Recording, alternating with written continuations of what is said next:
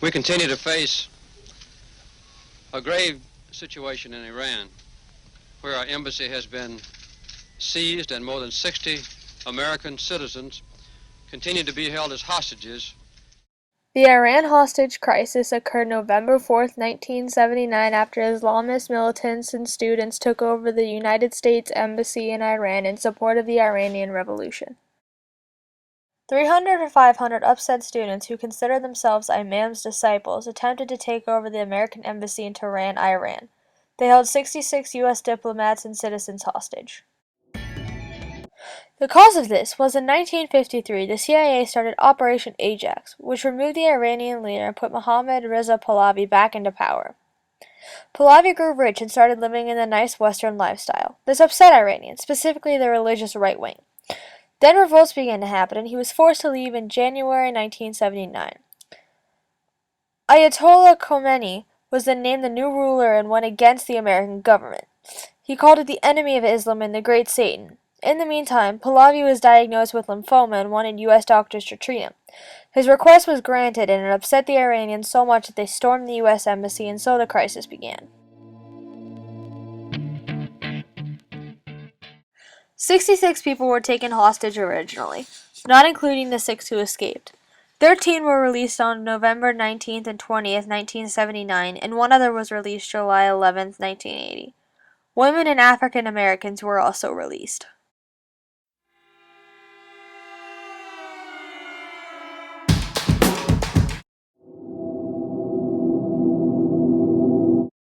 The United States had attempted to negotiate multiple releases for the hostages, but it was not successful. The failed negotiation resulted in Operation Eagle Claw, more commonly known as Desert One, on April 24, 1980. It was a military operation ordered by President Jimmy Carter on April 11th. It was supposed to rescue the hostages. It was aborted because of 3 malfunctioning helicopters. While a C-130 attempted to take off, a helicopter crashed into it, which resulted in 8 killed American servicemen, 1 dead Iranian civilian, 3 injured servicemen, and 2 destroyed aircrafts.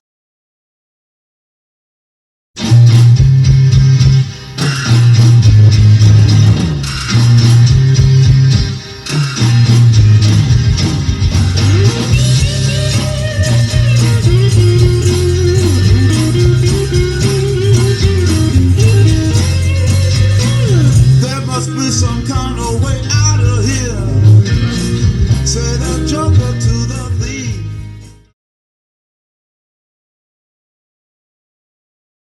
Many people believe that the main reason Jimmy Carter was not elected to a second term of presidency was because of the way he handled the hostage crisis.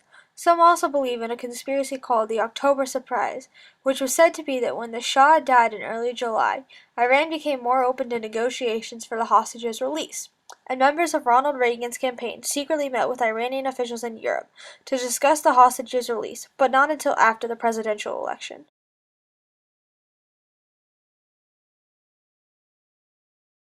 Finally, on January 20th, 1981, just minutes after Ronald Reagan became the President of the United States, the 444-day crisis was over, and the hostages were released after the signing of the Algiers Accords by the United States and Iran.